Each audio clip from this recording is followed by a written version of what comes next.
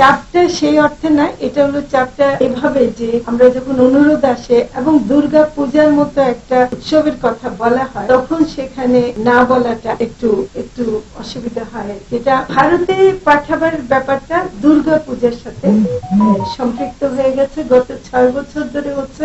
ফলে সেখান থেকে অনুরোধ যখন আসে এটা একটা আমরা সেখানে সেই সৌজন্য বোধের কারণে এবং খুবই কম মানে দেয়া হয়েছে। যে গত বছর 3000 মেট্রিক টনের অনুমোদন দেওয়া হয়েছিল, এবছর 1200 মেট্রিক টন দেওয়া হচ্ছে।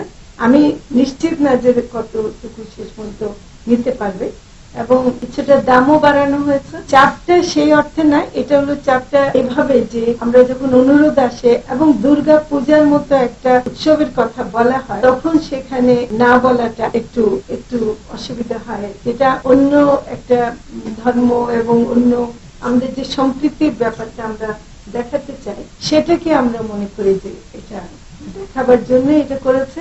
আমি খুবই দুঃখিত যে বাংলাদেশের মানুষের এখনো প্রাপ্যতা বাড়াতে পারিনি, এটার জন্য আমার মনে অনেক দুঃখ আছে। কিন্তু আমি এখনো চেষ্টা চালিয়ে যাচ্ছি। এই অনুষ্ঠানের মৌসুমটা শেষ হওয়ার আগে আশা করি যে বাংলাদেশের মানুষের আর একটু সাশ্রয়ী মূল্যে পাবে। আমরা বিদেশে মাছ পাঠাবার ক্ষেত্রে এমনিতে একটা মানে ঘোষণা দিয়েছিলাম, সেটা হলো যে আমাদের প্রবাসী বাঙালিরা যারা এবং যারা নাকি কষ্ট করে রেমিটেন্স পাঠায় তাদের একটা দাবি ছিল যে তারা ইলিশ খেতে চায়। আমরা এটার জন্য বাণিজ্য মন্ত্রণালয়কে একটা অনুমোদন দিয়ে রেখেছিলাম যে 11,000 মেট্রিক টন তারা যদি পায় তাহলে ওরা যেন সৌদি আরব এবং আবুধাবি আরব আমিরাতে ওই দেশগুলোকে যেন দেয়, তাহলে আমাদের যেন বাঙালিরা পায়। ইলিশ এই বছর দুঃখজনক ভাবে আমরা কিন্তু খুবই সফলতার সাথে মা ইলিশ রক্ষা, যে অক্টোবর মাস থেকে নভেম্বরে যে 22 দিনের মা ইলিশ রক্ষার যেটা হয় ওটা খুব সফলভাবে করতে পেরেছিলাম এবং প্রজননের হার প্রায় 52% হয়েছিল। তার মানে এবার ইলিশ বেশি পাওয়ার সম্ভাবনা ছিল। জাটকা নিধনের যে এটা হয় যে বৈশাখ মাস থেকে জুন পর্যন্ত, এবং সেটার সময় আমরা যেটা করেছি যে 58 দিন করে ফেলেছি।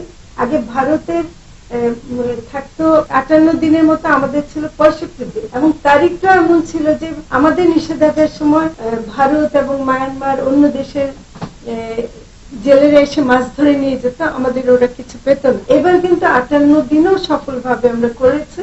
কিন্তু জাটকা নিধনটা মানে আমরা নৌ পুলিশ এবং আমাদের যারা মৎস্য কর্মকর্তারা অভিযান চালিয়েছেন তারা দেখেছেন যে অনেক জাটকা এখনো ধরে এবং হাজার লক্ষ লক্ষ মেট্রিক টন মানে লক্ষ লক্ষ জালে ধরা পড়েছে। এটা আমি মনে করি যে জাটকার সংরক্ষণটা আমাদের দরকার। তবে এবার যতটুকু জাটকার সংরক্ষণ হয়েছে সেটা এই বছরই পাওয়ার কথা না, এটা আগামী বছর বড় ইলিশ হয়ে আসবে। এবার যেটা সমস্যা হয়েছে যে বৃষ্টিটা সময় মতো না হওয়া, এটা বিএফআরআই এর তথ্য, বৃষ্টির সময় মতো হয়নি। অনেক জায়গায় মানে আপনার ডুবোচর হয়ে গেছে এবং নদীতে যে মানে পলি পড়ে আপনার যে নাব্যতা কমে গেছে। ইলিশ সমুদ্র থেকে মানে পদ্মা মেঘনায় যে সময় মতো আসবে সেই সময় আমরা জুন জুলাইতে, জুনের পরে জুলাই আগস্টে তেমন ইলিশ পাইনি, এটা সত্যি। এবং মৎস্য অধিদপ্তরের তথ্য মতে জুলাইতে বোধহয় 37% মতো কম পাওয়া গেছে, আগস্টে এসে 47% কম পাওয়া গেছে। তো ফলে ইলিশের বাজারে যে প্রাপ্যতা সেটা আমরা আশানুরূপ পাইনি এবং সে কারণে আমরা দামটাকে কমাতে পারিনি। আমরা আশা করছি এই মাসে কিছুটা হবে এবং বিএফডিসির মাধ্যমে আমরা, আপনারা জানেন যে বাংলাদেশ ফিশারিজ ডেভেলপমেন্ট কর্পোরেশন তারা যেহেতু বিক্রি করে, আমরা তাদের মাধ্যমে সাশ্রয়ী মূল্যে কিছু জায়গায় বিক্রি করাবো, মানে অ্যাটলিস্ট বাজারকে একটা মেসেজ দেয়া যে এই দামেও বিক্রি করা যায়। সেটা পরিমাণ হয়তো কম হবে, সেটা আমরা দেখবো এবং উত্তরবঙ্গে কিছু মাছ আমরা সীমিত আকারে বিএফডিসির মাধ্যমে পাঠাবার একটা উদ্যোগ নেব।